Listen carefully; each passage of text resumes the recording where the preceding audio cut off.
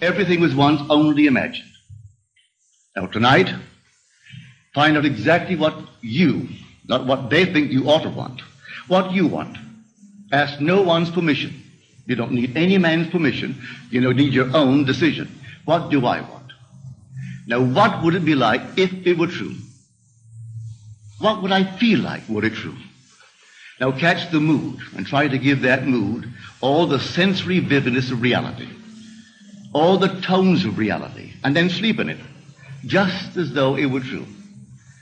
And then await the inevitable. The inevitable is you're going to resurrect it and objectify it on the screen of space. And then the world will call it real. And they may not believe you. It doesn't really matter. If you tell them it came to pass because you simply imagined it. Now, they'll point to the series of events that led up to it. And they will give credit to the bridge of incident across which you walked towards the fulfillment of that state. And they'll point out some physical thing that was the cause. No, the cause is invisible, or the cause is God. And God is invisible to mortal eye. Who knows what you're imagining? No one knows. But you can sit down and imagine, and no one can stop you from doing it. But can you give reality to the imagined state? If you do, yes, a bridge of incident will appear in your world. And you'll walk across some series of events leading up to the fulfillment of the imaginal state. But don't give causation to any physical step that you took towards the fulfillment of it. You imagine yourself having a marvelous business. And then comes the day a building is for sale, and you haven't a nickel towards it. And not a total stranger, but a man comes in and asks you quite in a friendly manner, are you going to buy it? And knowing you don't have a penny, you say to him, as you would a friend to a friend, with what? And then he said, well, I have money. It's only in the bank drawing nothing. You say, well, I have no collateral. Well, he said, I've watched you. You're an honest person. Your family, they're honest. I think they are. Would you like me to buy it for you? I'll get my lawyer to bid for it. If they knew that I'm bidding, that I have money, they'll bid me up. And so I get it at the very lowest price by getting a lawyer who represents more than one client, and they do not know who he represents, and he'll bid for it. Are you willing to take it regardless of the price? And you say, yes, I'll take it. But I have no collateral. All I need is your signature, that you will simply pay 6% on whatever the price is, and then reduce that principal over a period of 10 years. Agreed? Yes. But then sign this, and we'll see if we can buy it. That day, you owned the building. And you didn't have one nickel when you owned the building that day. You only had your signature on a piece of paper. At the end of 10 years, you repaid the man his principal. You reduce it every year, paying him 6% on the remaining principal, and reduce the entire thing at the end of 10 years. That man dies 20 years later and leaves you $150,000 in cash, tax-free, and a couple of homes and many personal belongings. In the meanwhile, you continue in that business, and it multiplies and multiplies. And that year was 1922, 1924. This is now 1968. That building, I'm speaking factually, that building in 1924 is now gone. He paid only $50,000 for it. It was repaid and repaid. A bank 3 years ago bought the property, because the building was rotted, bought the property for $840,000 in cash and no capital gain, from $50,000 to $840,000. In the meanwhile, the business has expanded into all the other islands, so that today you couldn't buy them out for $15 million. All in imagination. And this goes back to the imagination that preceded this man's offer to buy the building.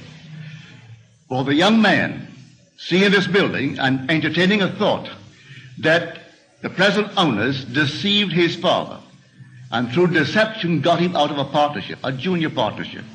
And he was moved not to get even, but to prove that he really had something within him and could be a success in spite of their deception. And so every day he would see on that marquee not their name, but his own family's name. And he would see it in his mind's eye, because you could not take their name and transliterate it and make it spell this man's family's name. But he saw it.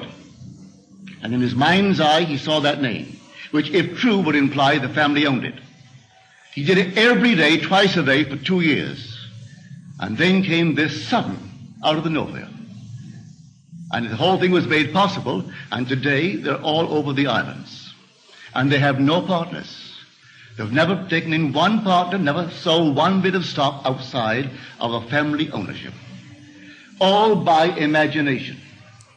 Now, I know what I'm talking about because I am a member of that family. I'm speaking of my own family. This is not hearsay. I know it. My second brother, Victor, was the one in whose imagination this whole thing began to bloom.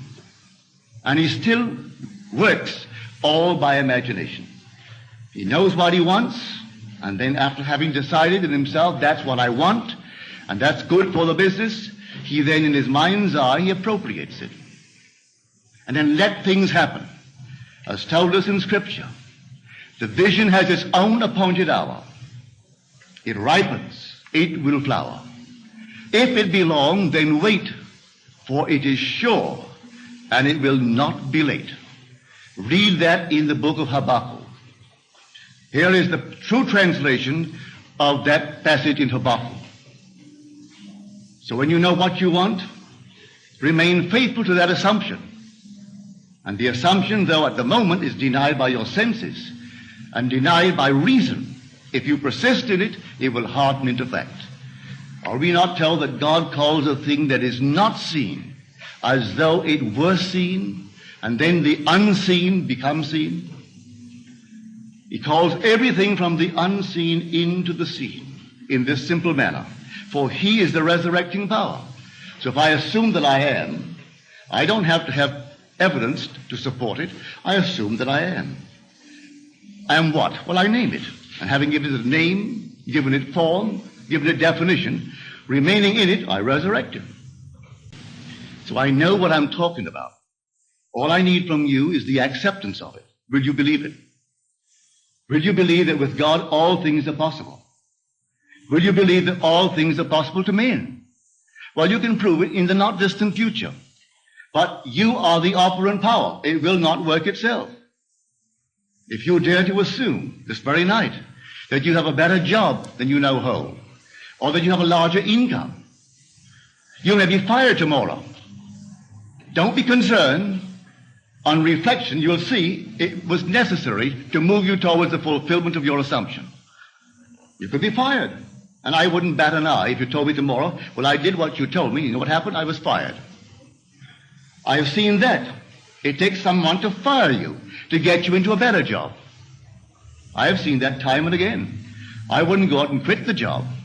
You may be promoted in the job, or you may be invited by some other concern that is competitive to join them. I do not know how it happens. I only know if you remain faithful to the assumption, it's going to happen. And you're going to be promoted towards the fulfillment of the state that you have dared to assume that is yours. I could tell you unnumbered stories along this nature. So here I say, dwell in the end. The end is where we begin. For if I've seen my name on the marquee, that's the end. I don't wait for the incident to take place in my world to move from one to the other, leading up to that. I dwell in the end. If I go to the very end, what would it be like were it true?